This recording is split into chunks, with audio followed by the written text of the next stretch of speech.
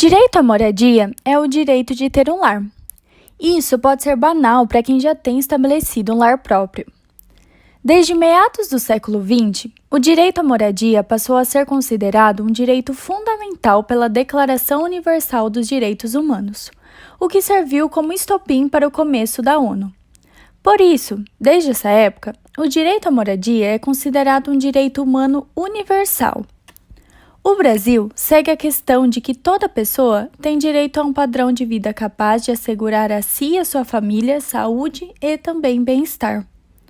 Os tratados e acordos internacionais assinados pelo Estado brasileiro têm força de lei, fazendo ser obrigatório o cumprimento dentro do território do país.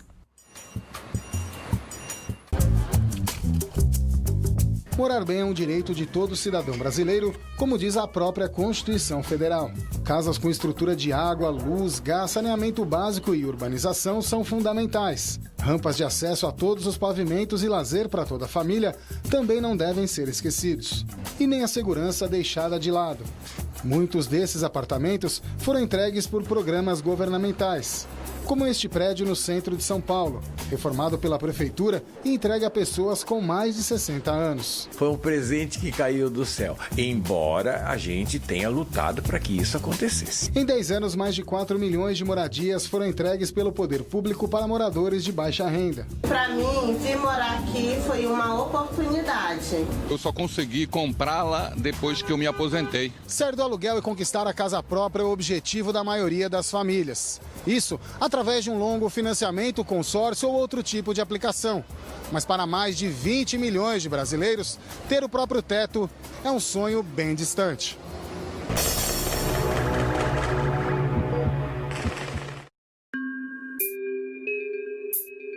O déficit habitacional do Brasil passa de 7 milhões e 700 mil unidades, segundo o IBGE, Instituto Brasileiro de Geografia e Estatística. Ao mesmo tempo, cerca de 7 milhões de moradias estão vazias. O que acontece é que a população de baixa renda, de até 3 salários mínimos, não consegue acessar estes imóveis. O estado de São Paulo tem o maior déficit absoluto, de 1 milhão e 600 mil moradias. O Maranhão tem o maior déficit relativo. 23% das famílias enfrentam a falta de moradia. O imóvel é muito caro, o terreno muito caro. Mais de 12 milhões de pessoas vivem em favelas como esta, construída às margens de um córrego poluído. São locais sem qualquer tipo de saneamento básico ou segurança. As ocupações também são um problema grave. O caso mais conhecido é o do prédio Hilton Paz de Almeida, que desabou no Dia do Trabalho, no centro de São Paulo. Casos menores também são comuns e muitas vezes nem chegam a ser divulgados. Para este arquiteto urbanista, o poder público precisa criar mecanismos eficazes e urgentes para acabar com o déficit habitacional e as moradias de alto risco. Em primeiro lugar, a gente trabalhar com a ideia da construção de unidades novas com subsídio para a população de baixa renda. Mas também é importante cuidar da melhoria das habitações existentes. E, finalmente, é muito importante fazer a urbanização e a regularização fundiária em favelas. Em um estudo realizado no dia 4 de junho de 2018, no Brasil há um déficit de 6 milhões e 300 mil moradias, segundo a Fundação João Pinheiro. O problema se agravou nos últimos anos em 20 dos 27 estados brasileiros existentes. Para o professor da Faculdade de Arquitetura da Universidade de Brasília, Benis Schasberg, existe um componente de qualidade na adaptação dessas moradias às necessidades dos diferentes grupos sociais. O arquiteto explica que muitos projetos habitacionais são feitos em regiões periféricas, sem acesso aos serviços básicos e longe das oportunidades de trabalho e geração de renda, o que faz com que não sejam eficazes. A economista do Instituto de Pesquisa Econômica Aplicada, Vanessa Nadalin, concorda que é preciso pensar na inserção urbana da população de baixa renda. Por isso, ela observa que a localização das casas é tão importante que os movimentos de ocupação de moradias em áreas centrais das grandes cidades vêm crescendo de forma muito forte. E ela cita ainda como exemplo os empreendimentos do programa Minha Casa Minha Vida nas periferias.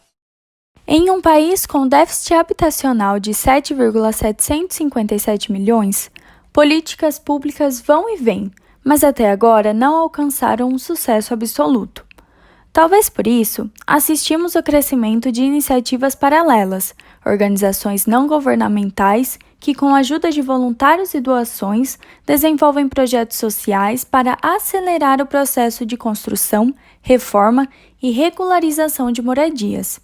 Dentre essas, há 3 iniciativas que querem resolver o problema habitacional do Brasil. A primeira iniciativa é o Teto Brasil. Ele busca trabalhar lado a lado com moradores de comunidades para construir moradias mais dignas, promover a educação de crianças e envolver toda a comunidade em projetos de melhoria para seus bairros. Parte de uma organização presente em 19 países, ela atua há 10 anos no Brasil e neste campo já construiu mais de 3.000 casas emergenciais e desenvolveu cerca de 30 projetos comunitários. Os interessados podem trabalhar como voluntários em ações específicas ou se cadastrar para apoiar a organização. O Teto é uma organização social que trabalha há 10 anos no Brasil. A gente atua nas comunidades mais precárias das cidades. Então, as famílias nas comunidades onde o Teto trabalha vivem sem acesso aos seus direitos mais básicos, aos serviços públicos de energia elétrica, de saneamento básico. As moradias são inadequadas, não dão segurança para as famílias. Então, é nesse contexto de adversidade social, de vulnerabilidade em que o Teto atua. E a gente faz um trabalho permanente com as comunidades para o desenvolvimento da comunidade, engajando os moradores das comunidades, a comunidade e jovens voluntários para construírem juntos soluções de habitat e de moradia digna.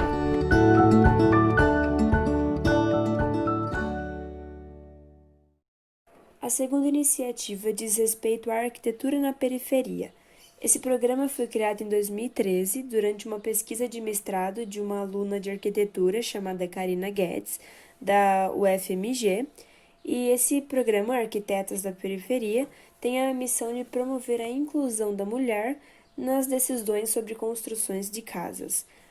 Por isso, essas organizações elas apresentam práticas e técnicas de projeto e planejamento de obras e oferecem um microfinanciamento para que essas mulheres possam conduzir com autonomia e sem desperdícios as reformas de suas casas. Hoje, as arquitetas da periferia atuam nas comunidades Dandara e Eliana Silva e conta com 3 arquitetas, 2 estudantes de engenharia, uma mestre de obras e voluntárias na área de psicologia e comunicação. Só de andar pela cidade, a gente consegue perceber que a maioria das casas são construídas sem acesso aos serviços prestados por arquitetos, engenheiros ou conhecimento técnico da área, né? A grande dificuldade que a gente encontra na obra é de não saber o trabalho, né? É um ensinamento que não é passado pra gente. A gente não tem muito noção do que fazer, como fazer, quando fazer e a grana também, que você faz sem conhecimento, você acaba gastando a mais.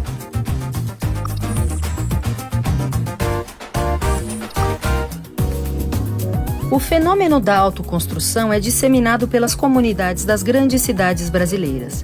E é ali justamente onde mais se constroem casas que há menos acompanhamento de técnicos e arquitetos, causando prejuízos e problemas nas edificações. Além disso, as mulheres que mais vivem no dia a dia doméstico acabam tendo pouca autonomia para as decisões sobre suas moradias, por terem pouco domínio sobre um tipo de trabalho ainda fortemente masculino.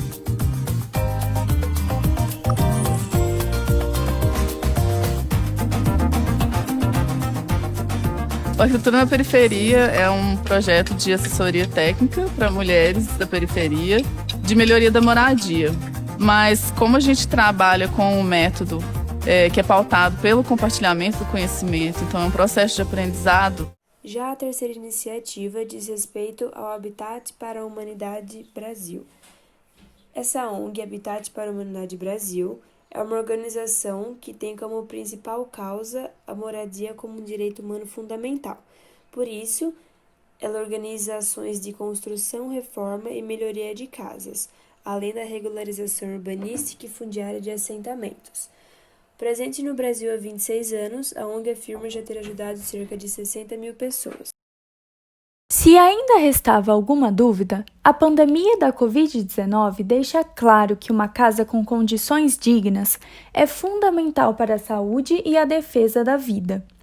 A crise atual deveria, segundo lideranças comunitárias e pesquisadores, sensibilizar a sociedade e governos do país para que a produção de moradias adequadas e o saneamento básico nas cidades brasileiras se tornassem, finalmente, prioridades. O novo coronavírus tornou mais alarmante a falta de acesso ao saneamento e a casas com condições que permitam o isolamento social e a prevenção adequada. Estamos falando de precariedades de favelas e cortiços e da crescente população nas ruas. Em São Paulo, dados divulgados nesta semana pela Prefeitura sugerem que as mortes por Covid-19 crescem em áreas com habitações piores. Estudos mostram ainda que, entre a população negra, que representa 75% dos mais pobres no país, a doença tem sido mais letal.